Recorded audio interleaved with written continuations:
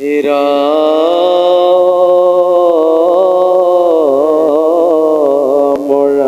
ৰাম শংকৰ মাধৱ অভেদ ঈশ্বৰ গুৰু নাই দুইত পৰ দুহনু নামৰ কীৰ্তন কৰিয়া কৃত কৃত নৰ ৰাম দুহনু নামৰ কীৰ্তন কৰিয়া কৃত কৃত নৰ। প্ৰণাম প্ৰভুসকল, মোৰ ইউটিউব চেনেললৈ পুনৰবাৰ আপোনালোকক স্বাগতম জনাইছোঁ। আৰু আগৰবাৰ ভিডিঅ'ত আমি আলোচনা কৰিলোঁ যে দেৱৰী নাৰদে পূৰ্বজন্মৰ কথা কৈ আছে। পূৰ্বজন্মত ডাকি পুত্ৰ আছিলে আৰু এই ডাকি পুত্ৰই মাকে ঢুকোৱাৰ লগে লগে আশ্ৰম এৰি অৰণ্যত তপস্যা কৰিব যায় আৰু অৰণ্যত তপস্যা কৰি প্ৰভু ভগৱন্তক কোটি চন্দ্ৰৰ সূৰ্যৰ হৃদয়তে দেখা পায়। আৰু ইয়াৰ পিছত কি হৈছে আমি পাম। হে ৰাম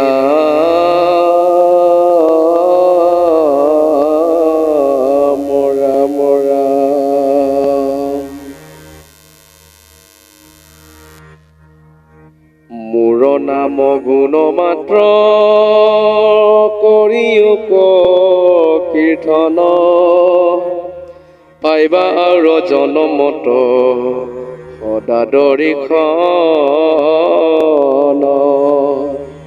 হেন শুনি বৈল মোৰ মনৰ উপশম লাজ এৰি ফুৰু গাই কৃষ্ণ গুণ নাম। হে ৰাম কৃষ্ণৰ চৰিত্ৰ চয় মোৰ মনত অনন্তৰে কাল আঁকি ভৈলা উপগত পৰিল হৰিৰ কৰ্ম চিন্দিলে সকলে পাইলো পাৰিষদি তনু ভকতিৰ বলে সেই সময়ত আঁকি মিলিল প্ৰলয় প্ৰৱেশিলো গয়া মই ব্ৰহ্মাৰ হৃদয় তাহানে মানস পুত্ৰ হুয়া বৈলো জাত দেখাব কটিৰ কিনো মহিমা জ্ঞাত বকটিৰ প্ৰভাৱ কহন্তে অদ্ভুত বৈলো অৱতাৰ মই হুয়া দাখি সুত। হে প্ৰভুসকল, দেৱৰী নাৰদৰ পূৰ্বজন্মৰ কথা কৈ আছে আৰু পূৰ্বজন্মত দাসী পুত্ৰ আছিলে আৰু এই দাসী পুত্ৰই মাকে ঢুকোৱাৰ পিছত আশ্ৰম এৰি ঘোৰ অৰণ্যত সহস্ৰ নদ নদী গ্ৰাম্য পাৰ হৈ গৈ তুতি কৰিবলৈ লয় আহত গছৰ তলত আৰু ভগৱন্তক ধ্যান কৰোঁতে কোটি চন্দ্ৰৰ সূৰ্যৰ পোহৰ প্ৰৱেশ হয় আৰু হঠাতে নাইকিয়া হয়। এই ভগৱন্তক নেদেখাৰ পিছত ঢাকুৰি ঢাকুৰি কান্দে আৰু হিয়া ঢাকুৰি কন্দা শুনি প্ৰভু ভগৱন্তই আকাশবাণীত কৈছে যে হে বাছা, তুমি মোক দেখা পাবলৈ হলে এই জন্মত তুমি মোক দেখা নাপাবা।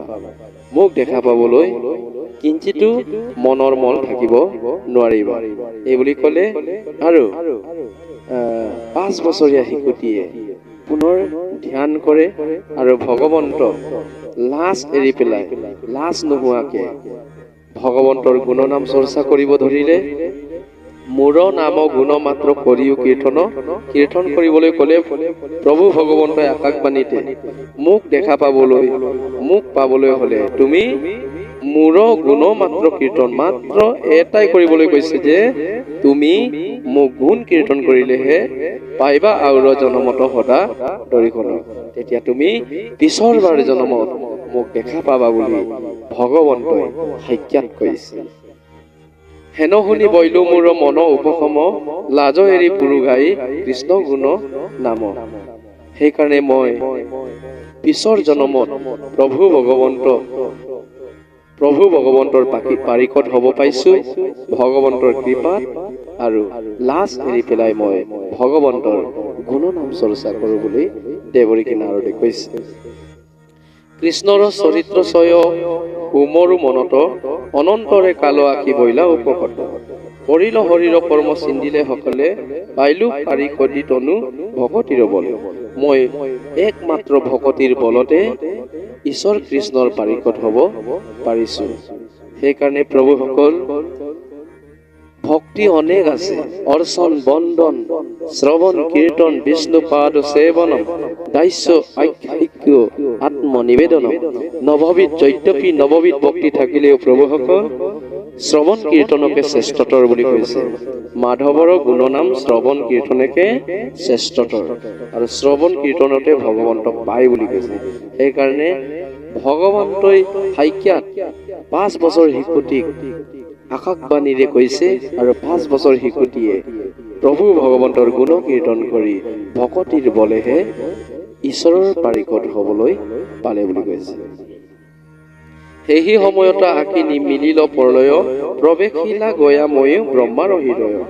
এই সময়ত কৃষ্ণৰ গুণ কীৰ্তন গাই গাই গাই তেওঁ মৃত্যুৰ কাল সময় চাপিলে, আৰু প্ৰভু ভগৱন্তৰ গুণ কীৰ্তন গাই গাই গাই গাই তেওঁ প্ৰাণ ত্যাগ কৰিছে, আৰু জীৱৰ গতি হৈছে। জীৱৰ গতি মানে তেখেতৰ আত্মা জীৱই কীৰ্তন গাই থকাৰ কাৰণে ব্ৰহ্মাৰ হৃদয়ত প্ৰৱেশ হৈছে বুলি কৈছে। তাহান মানক পুত্ৰ হৈয়া বৈলো জাত, দেখা ভকতিৰ কিনো মহিমা সাক্ষাৎ। ভকতিৰ মহিমা এয়া প্ৰভুসকল। ব্ৰহ্মাৰ হৃদয়ত 5 বছৰীয়া শিশুটিয়ে হৰি নাম কীৰ্তন গাই গাই প্ৰাণ ত্যাগ কৰাৰ কাৰণে ব্ৰহ্মাৰ হৃদয়ত প্ৰৱেশ হ'ল, আৰু ব্ৰহ্মাৰ মানৱ পুত্ৰ দেৱৰীকী নাৰদ হৈছে। এই কথাটো কাক কৈ দিছে? বেদব্যাসক কৈছে, অৰ্থাৎ আমাক কৈছে। আমাৰ নিচিনা মানুহবিলাকেও, মানৱ জাতি মানুহবিলাকেও ঈশ্বৰৰ পাৰিকত হ'ব নোৱাৰিনে? নিশ্চয় পাৰে বুলি আমাক শাস্ত্ৰই দেখাইছে। মানুহে ঈশ্বৰৰ পাৰিকত হ'ব পাৰে, মানুহে দেৱ হ'বও পাৰে। হৰিক বজিয়া আপুনি মহন্ত হৰি বুলি কৈছে। আৰু আজিৰ ভিডিঅ'টি ইমানতে সমাপন কৰিছো, আৰু পিছত আমি পাম পিছত দেৱৰীকী নাৰদৰ ব্ৰহ্মাৰ মানৱ পুত্ৰ হৈও একমাত্ৰ ভগতিৰ বলত কৃষ্ণৰ পাৰিকত হৈছে, এই বুলি আমাক দেখুৱাইছে। আৰু সকলোৱে আমাৰ হিন্দু সনাতন সৰ্বলোকে কৃষ্ণ গুণ কীৰ্তন কৰি আমি কৃষ্ণৰ পাৰিকত হ'বলৈ বিচাৰিব লাগে। আৰু ইয়াতে আমি সমাপন কৰিছো। আজিলৈ ইমানতে ভিডিঅ'টি সমাপ্ত কৰিছো। পুনৰ লগ পোৱাৰ প্ৰতিশ্ৰুতি। কৃষ্ণ।